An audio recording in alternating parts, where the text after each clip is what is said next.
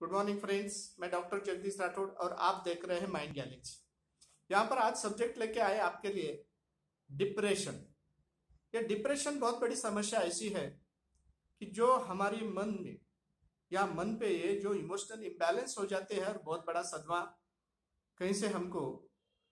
सदमा होने के बाद वो सदमे से वजह से मन उदास हो जाता है,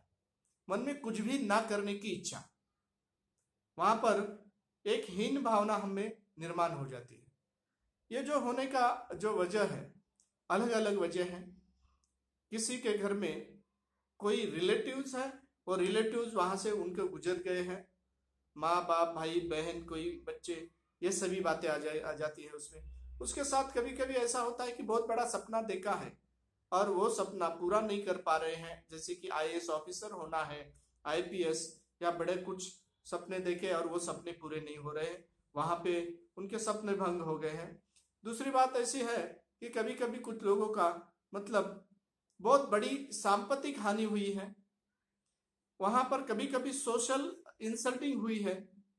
और ऐसे जगह पे ही वहां पर उनका इमोशनल इम्बैलेंस हो जाता है। दूसरी बात ऐसी होती है कि उनमें ये अकेले रहना, सोशल से आइसोलेट कर लेना खुद को खुद, और अलग अलग जगह पे अपने आप को बांध लेना, घर में अकेले एक जगह पे बैठे किसी से बात न करना, समाज में मिक्स न होना, ऐसे बहुत सारी बातें हो जाती है। और उसके वजह से क्या होता है, ये सभी बातों के बारे में सोचते रहना, तो सबसे पहले दिमाग में विचार आते हैं, फिर मूड बन जाता है। तो मूड ऐसा बन जाता है कि बिल्कुल कभी कभी आगे आके कुछ काम करना, कभी कभी कुछ भी नहीं करना, कभी हंस देना, कभी जल्दी रो देना, ये सभी बातें उनमें हो जाती है। और इसे कभी कभी बहुत गुस्सा हो जाना है, या फिर यह उदासीनता रहने के बाद में अकेले बैठे रहते थे। ऐसे टाइम में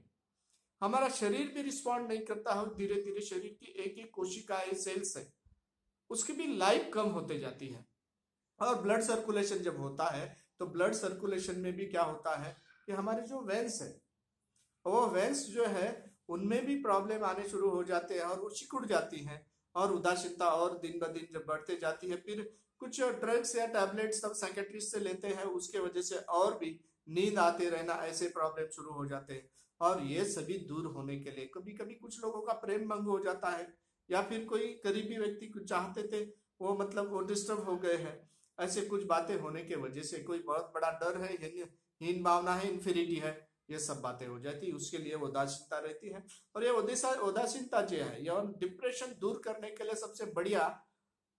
हिप्नोटिज्म है, या फिर ऐसा माहौल बदल के उनमें एक प्रेरित लाना, पॉजिटिविटी निर्माण करना है, काउंसलिंग करना है। इसके वजह से बहुत ही अच्छे तरीके से उनमें डिप्रेशन दूर जाने की संभावना है। या फिर कभी कभी उन्हें ड्रग थेरेपी भी दी जाती है, मगर सबसे ज्यादा तो काउंसलिंग, और 90% 70% विदाउट ड्रग जो है ये लोग दुरुस्त हो जाते हैं। और इनके लिए